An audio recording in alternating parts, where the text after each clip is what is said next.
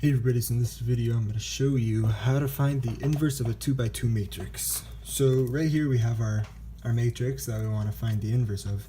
And as you see, it's a 2x2 matrix. You see 2 rows and 2 columns. And so to begin with, here is our formula finding the inverse of a 2x2 matrix. So and this is explicitly for 2x2 matrices.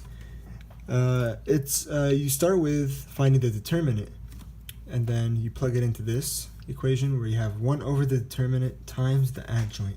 I'll show you in a second what adjoint is. So first, let's find the determinant. Here's our matrix. The determinant is you multiply these two, subtract them by these two diagonals. So 6 times 2 is 12 minus 5 times, this is supposed to be a positive 2. So multiply that by 5 times 2, and then you get 10. So 12 minus 10, and you get 2 for the determinant. Now I plug it in here, 1 over the determinant, 1 over 2, times the adjoint. And the adjoint is you switch the spots of these two, and then you negate these two. So 6 and 2, you switch them, swap. You get 6 there and 2 here. And then you keep these two in the same place, but you just put a negative to them.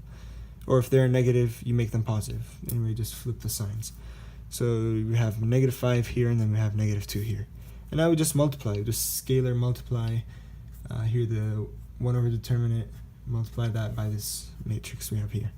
So a half times 2, we get a new matrix here. So a half times 2, you get 1, half times negative 2, you get negative 1, half times negative 5 over 2, half times 6 is 3. So that's the inverse matrix.